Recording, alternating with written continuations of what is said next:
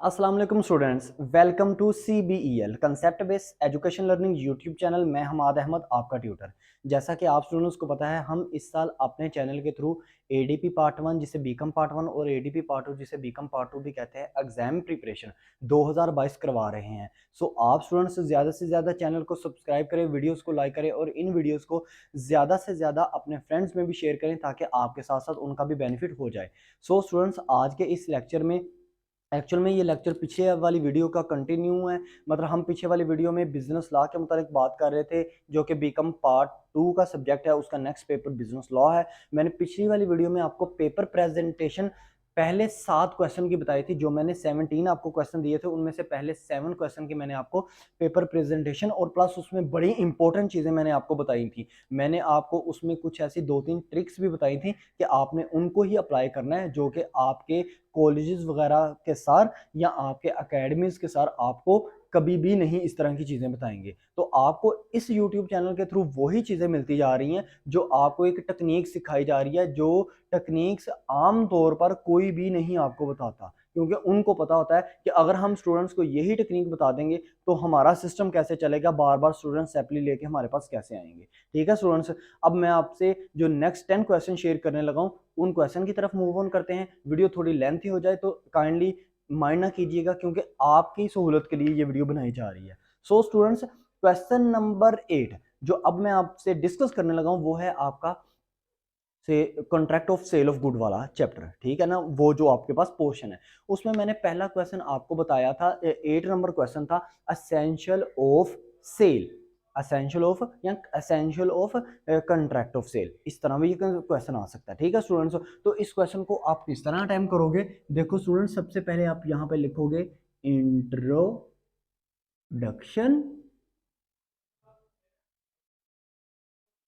इसमें आप ऐसे कोमाज,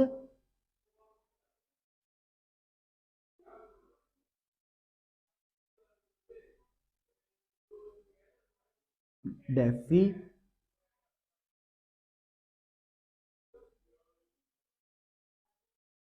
डेफिनेशन, आपने ये 2 डेफिनेशंस लिखनी है।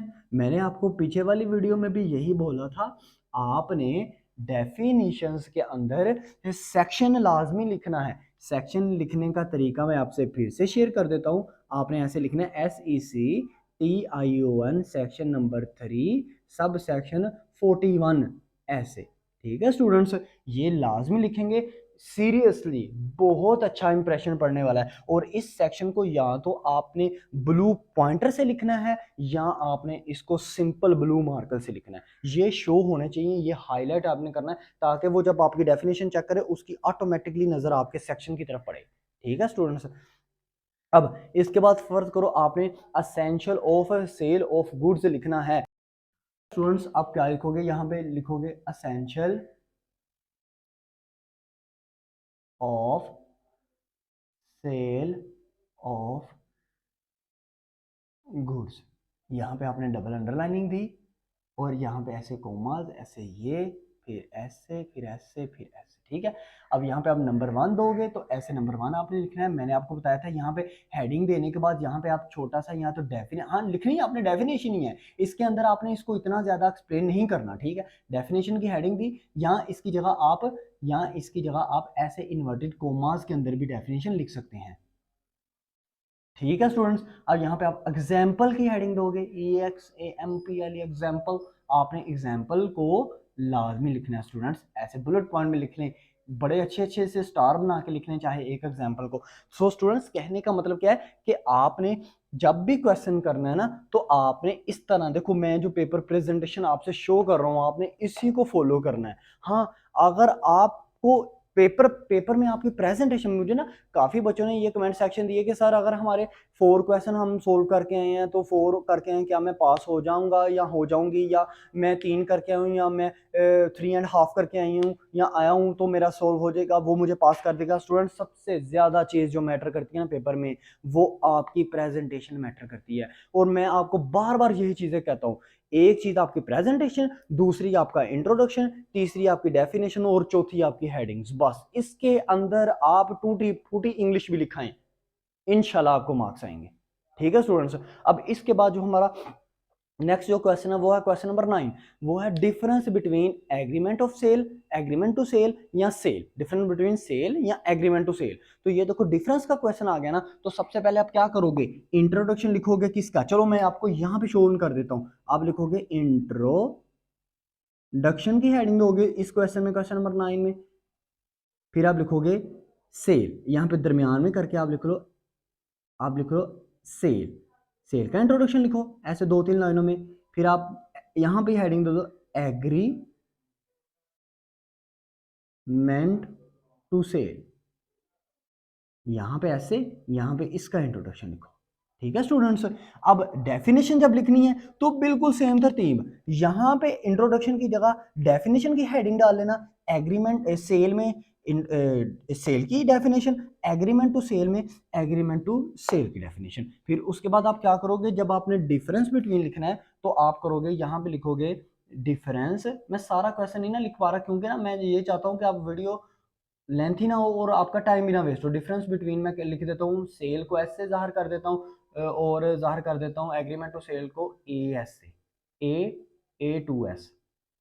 ठीक है, अब इसमें जब आप डिफरेंस रखोगे याद रखो अपने पेज के दरमियान में ऐसे लाइनें लगा लेते हैं, ये मैंने सिंगल लगाई है, आपने डबल लगाना है, यहाँ पे आपने एक तरफ लिख लेना है सेल, एक तरफ लिख लेना है एग्रीमेंट सेल टू सेल। अब देखो स्टूडेंट्स आपने इसमें क्या करना है, जब भी आप नंबर 1 पॉइंट दें स्टूडेंट्स, इसमें आपने एक तो पॉइंट देना है, एक यहाँ पे लिखनी है एग्जाम्पल, पॉइंट देने के बाद उसमें डेफिनेशन, एक मिनट सॉरी मैं आपको ना अच्छे से तरतीब से समझा देता हूँ। नंबर 1 आपने पॉइंट लिखा, फर्ज करो वो कोई भी पॉइंट था, प्रोमीजर था, प्रोमीजर, तो इसमें आपने इसकी डेफिनेशन लिखनी है, इन्वर्टेड कोमा में लिख लेना, चाहे आप डेफिनेशन की हेडिंग दे देना, यहाँ पे एग्जाम्पल, एग्जाम्पल। अब इसी इसी पॉइंट को आपने इधर नहीं लिखना क्योंकि ये यहाँ पे लिखा गया है, इसमें भी यहाँ पे आप लिखना डेफिनेशन, यहाँ पे आप एग्जाम्पल की हेडिंग देना एग्जाम्पल।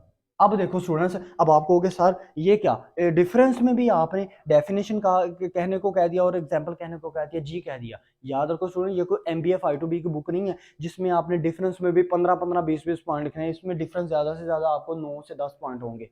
ठीक है, हाँ अगर आपको किसी स्टूडेंट ने 15 पॉइंट किए हुए हैं तो वो ऐसा करे 3-4 पॉइंट्स ऐसे हैं जिसमें आप एग्जाम्पल नहीं भी लिखोगे कोई मसला नहीं, चल जाएगा, चलो 5 कर लेना पॉइंट, ठीक है, लेकिन आपने मोस्टली पॉइंट्स में लिखना है। अगर किसी स्टूडेंट ने 10 पॉइंट्स बस लिखे हैं difference between sale and agreement to sale, हर एक पॉइंट में आपने एग्जाम्पल दे के आनी है, लिख के आनी है आपने।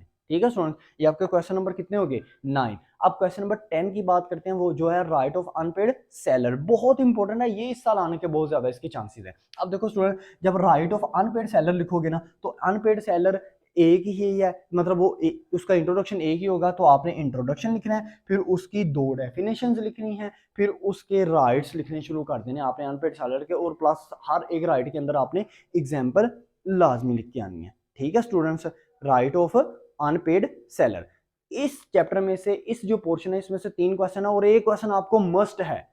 पीछे मैंने 7 क्वेश्चन में से 2 वो आए, एक इसमें लगाए, 3 क्वेश्चन हो गए। अब चलते हैं निगोशिएबल इंस्ट्रूमेंट के चैप्टर की तरफ। सो स्टूडेंट्स अब हम जो चैप्टर करेंगे वो है हमारा निगोशिएबल इंस्ट्रूमेंट। लास्ट 15 ईयर में जिस चैप्टर में से उसने हर साल क्वेश्चन डाला है ना और कभी चेंज नहीं किया और कभी स्किप भी नहीं किया, याद रखना वो ये चैप्टर है निगोशिएबल इंस्ट्रूमेंट। बड़े अच्छे से प्रिपेयर करना, बड़ा सिंपल है, मैं साथ साथ आपको बताता जाता हूँ।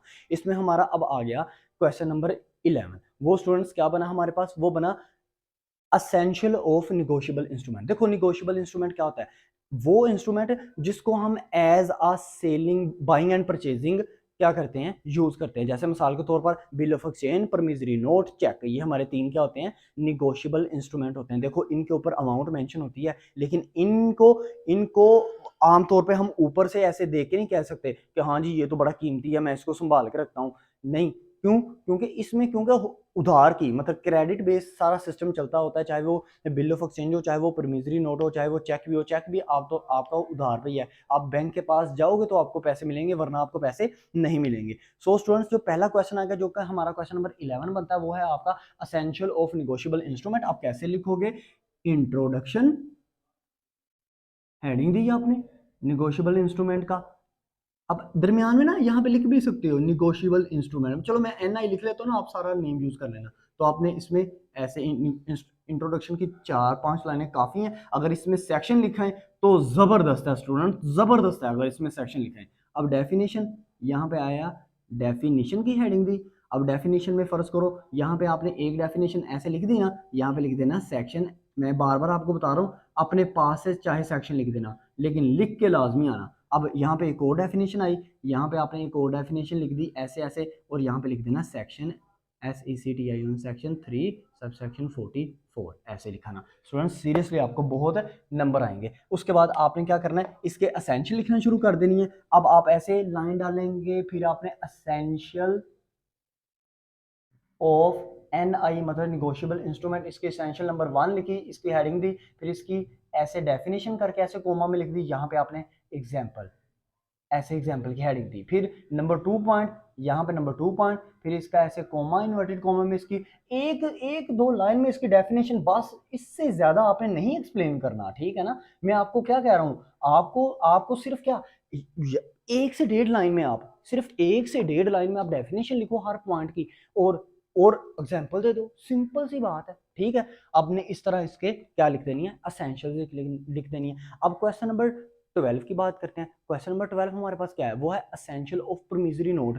आपने यहाँ पे इंट्रोडक्शन प्रीमिजरी नोट का सेक्शन लिख देना, डेफिनेशन में 2 डेफिनेशन है प्रीमिजरी नोट की, सेक्शन लिख देना, और उसी के भी असेंशियल इसी तरह। स्टूडेंट्स जब आप निगोशिएबल इंस्ट्रूमेंट का याद करेंगे ना आप अपने असेंशियल्स, तो आपको उसमें ये भी मिल जाएंगी, क्या नाम है, प्रोमिसरी नोट की भी। मैं ज़्यादातर कोशिश ये करूंगा इस वीडियो के बाद आपको इस चैप्टर के ना नोट्स भी प्रोवाइड करूं, आपको बताऊं पिक्स के थ्रू कि आप ये चीज़ अच्छे से ना प्रिपेयर कर लेना। अब देखो, ये हो गया आपका 12 नंबर क्वेश्चन। 13 क्वेश्चन की बात करते हैं स्टूडेंट, वो क्या है आपका essential of bill of exchange. तो उसमें आप क्या करोगे, इंट्रोडक्शन, डेफिनेशन, फिर ऐसे ही असेंशियल, और हर एक असेंशियल में आपने क्या करना है, आपने हर एक असेंशियल में एग्जांपल लाजमी लेनी है। पहले पॉइंट लिखना, पॉइंट के बाद एक डेढ़ लाइन की डेफिनेशन लिखना, फिर एग्जाम्पल की हेडिंग देना, एग्जाम्पल लिखाना। तो स्टूडेंट्स अगर आपको वो डिफरेंस बिटवीन दे दे bill of exchange and promissory note, ये देखो ऐसे लिखा हो, डिफरेंस डिफरेंस बिटवीन, मैं ना शॉर्ट फॉर्म यूज करता हूँ, टाइम आगे काफी कंज्यूम मैंने आपका कर लिया। Difference between bill of exchange, bill और प्रोमिसरी नोट, बी और मैंने पी लिख दिया, ठीक है। अब यहाँ पे आप इंट्रोडक्शन कैसे लिखोगे, ये देखो इंट्रोडक्शन की हेडिंग दो स्टूडेंट्स, इंट्रोडक्शन ऐसे लाइन लगाओ, यहाँ पे लिखो बिल ऑफ एक्सचेंज, आपने इसको अंडरलाइन किया, 2 से 3 लाइनों में, 3 लाइनें काफी हैं उसमें आप इंट्रोडक्शन लेना। बिल्कुल इसके नीचे ही आप प्रोमिसरी नोट, इसको भी अंडरलाइन किया, ऐसे कॉमास डाले, फिर इसके भी 2 से 3 लाइनों में क्या लिख दिया आपने, इंट्रोडक्शन लिख दिया। फिर उसके बाद आपने यहाँ पे बिल्कुल इंट्रोडक्शन के बिल्कुल नीचे आपने क्या लिखना है, बिल्कुल उसी तरतीब से डेफिनेशन, हेडिंग दी आपने, डबल अंडरलाइन किया उसको, फिर आपने यहाँ पे लिखा बिल्स, दरमियान में बिल्स ऑफ, इसके बिल्कुल नीचे देखते जा रहे हैं ना, बिल्स ऑफ एक्सचेंज। देखो मैं बोलता जा रहा हूँ क्योंकि जरा स्पीड से कर रहा हूँ ताकि आपको, अब इसमें आपने डेफिनेशन एक लिखनी है। याद रखो स्टूडेंट, जब भी आपको डिफरेंस आ जाए ना, तो डेफिनेशन दोनों दोनों टॉपिक्स की ना एक एक डेफिनेशन लिखा करो। इसमें सेक्शन लिख देना लाजमी है, जो कि मैंने आपको बताया। इंट्रोडक्शन में भी आप लिख सकते हो। अब फिर प्रो प्रोमिसरी नोट, इसमें आप क्या करोगे, इसकी भी डेफिनेशन लिखोगे विद सेक्शन। इसके बाद आप क्या करोगे, यहाँ पे आ जाओगे, डिफरेंस बिटवीन में आप अपने पेज के दरमियान में ना 2 लाइनें ऐसे लगा देना, एक तरफ लिख लेना बिल्स ऑफ एक्सचेंज, एक तरफ लिख लेना प्रोमिसरी नोट। अब देखो स्टूडेंट्स, इसमें जो आपके पॉइंट्स आएंगे, आपने ये देखो ध्यान से, नंबर 1 पॉइंट लिखा कुछ भी, फर्ज करो नंबर 1 आपका था ड्रॉर, डी ड्रॉर, आपने इसकी लिखनी है हल्की सी एक लाइन में डेफिनेशन, फिर आपने एग्जाम्पल की हेडिंग डालनी है, यहाँ पे एग्जाम्पल लिख देना है, ठीक है। ये लो, अब यहाँ पे प्रोमिसरी रोड नोट में पॉइंट को दोबारा नहीं लिखते, यहाँ पे आपने लिखना है ना डेफिनेशन, ऐसे हेडिंग डालनी है, फिर यहाँ पे आपने एग्जाम्पल की हेडिंग दे देनी, एग्जाम्पल लिख देना। इस तरह आप 9 to 12, या ये मैंने आपको पॉइंट दूंगा, इसकी मैं आपको पिक सेंड करके भेजूंगा, ये आपने वही पॉइंट लिखे हैं। अब देखो स्टूडेंट्स, अब यहाँ पे आप, ये आपका क्वेश्चन कंप्लीट हो जाएगा। अब इसके बाद अगर फर्ज करो आज difference between bill of exchange and cheque, तो आप क्या करोगे, इंट्रोडक्शन, बिल ऑफ एक्सचेंज का वही, डेफिनेशन वही, लेकिन चेक की बस आपने अंदर इंट्रोडक्शन इंक्लूड करना है। अब देखो, जो पॉइंट आपने बिल ऑफ एक्सचेंज और प्रोमिसरी नोट में ऐड किए थे ना, बस एक दो पॉइंट को चेंज करना है। अगर दरमियान में लाइन डालना, यहाँ पे लिखना बिल ऑफ एक्सचेंज, इस तरफ लिख देना सॉरी चेक। तो आपने क्या करना है, बिल्कुल ज़्यादातर मोस्टली पॉइंट्स वही हैं जो बिल ऑफ एक्सचेंज और प्रॉमिसरी नोट के हैं, लेकिन आपको 2-3 पॉइंट्स इजाफी मिलेंगे, वो आपने बस इंक्लूड कर देने हैं, बाकी सारा क्वेश्चन वही सेम है, ठीक है। और इंट्रोडक्शन और डेफिनेशन सिर्फ चेक की लिखनी है। अगर आपको आ जाए difference between cheque and promissory note, तो चेक का इंट्रोडक्शन आपने पहले से लिखा होगा, चेक का इंट्रोडक्शन देखो और उसकी डेफिनेशन, फिर प्रॉमिसरी नोट का इंट्रोडक्शन, उसकी डेफिनेशन, फिर उसके बाद आपने क्या करना है, difference between cheque and promissory note आ जाएगा, तो आपने एक तरफ चेक लिखना है, एक तरफ प्रॉमिसरी नोट लिखना है, और आपने ज़्यादातर पॉइंट्स वही हैं जो प्रॉमिसरी नोट के और बिल ऑफ एक्सचेंज के थे, सिर्फ 1-2 पॉइंट की बस चेंजिंग होगी। सो स्टूडेंट्स, ये 3 क्वेश्चन को मिला के मैंने एक क्वेश्चन बनाया है, ये आपको मैं बार बार बोल रहा हूँ, आपको मैं इसकी पिक सेंड कर दूंगा और बता भी दूंगा साथ में। ये आपके हो गए क्वेश्चन 14। अब फर्ज करो आपको स्टूडेंट एक लास्ट क्वेश्चन जो कि इंतहाई इंपॉर्टेंट है, 15 नंबर क्वेश्चन जो कि इस चैप्टर से है, वो है difference between promissory note, bill of exchange and cheque. तो आप कैसे लिखोगे? अब यहाँ पे आपको 3 टॉपिक्स आ गए हैं, तो 3 टॉपिक्स मींस 3 इंट्रोडक्शन, छोटे चाहे छोटे, अच्छा अक्सर बच्चे क्या कहते हैं, सर 3 टॉपिक 3 इंट्रोडक्शन कैसे याद करेंगे? ओ भाई आप 3-3 लाइनें लिख दो बस, 3 लिख दो लाइनें बिल ऑफ एक्सचेंज की, 3 लिख दो लाइनें प्रॉमिसरी नोट की, 3 लिख दो लाइनें आप अपनी चेक की, ठीक है। तो आप इंट्रोडक्शन में आप तीनों का इंट्रोडक्शन लिखोगे, फिर उसके बाद आप एक एक डेफिनेशन, बस एक डेफिनेशन बिल ऑफ एक्सचेंज की, एक चेक की और एक प्रॉमिसरी नोट की, ये तो आपने याद की ही होगी ना। फिर उसके बाद आप क्या करोगे, क्या लाइनें डालोगे, एक तरफ सबसे पहले आपने लिखना है बिल ऑफ एक्सचेंज, फिर चेक, फिर प्रॉमिसरी नोट, या कुछ भी आप अपनी तरतीब रख सकते हो, ठीक है। उसमें आप क्या करोगे, 10 to 15 पॉइंट्स हैं आपकी बुक में दिए हुए, आप उनको विद एग्जाम्पल लिखना है। उनको कैसे लिखना है, विद एग्जाम्पल लिखना है। हाँ, अगर मैं बार बार कह रहा हूँ 15 है तो 15 है, तो हाँ 5 पॉइंट्स ऐसे रखना जो जिनकी एग्जाम्पल ना लिखना, लेकिन अगर आप लिख दोगे ना एग्जाम्पल, मैं कह रहा हूँ एग्जाम्पल टूटी फूटी भी आप लिखोगे ना, चलेगी आपकी एग्जाम्पल, उसको पता चलेगा हाँ यार देखो इसने हर पॉइंट के नीचे एग्जाम्पल लिखने की कोशिश की है। अब इसके बाद इस चैप्टर में से एक क्वेश्चन मस्ट है। अभी तक मैंने आपके 4 क्वेश्चन करवा दिए, कौन से, पहले 7 क्वेश्चन में से एक, फिर 7 के बाद सॉरी पहले 7 क्वेश्चन में से 2, फिर मैंने 8 to 10 जो क्वेश्चन 3 आपको दिए उसमें से एक आएगा 3, फिर मैंने 11 to 15 आपसे जो शेयर किए इसमें से आएगा एक, ये आपके 4 क्वेश्चन बन गए। अब 2 क्वेश्चन की बात करते हैं लास्ट वाले, एंड वाला 16 क्वेश्चन है आपका रेलवे वाला क्वेश्चन आपका, ठीक है। तो ये क्या, इसमें आप इंट्रोडक्शन और डेफिनेशन रेलवे का लिखोगे, और इस क्वेश्चन में आप एक डेफिनेशन ही लिख देना, ठीक है, कोई ऐसा इशू नहीं है रेलवे वाले क्वेश्चन का।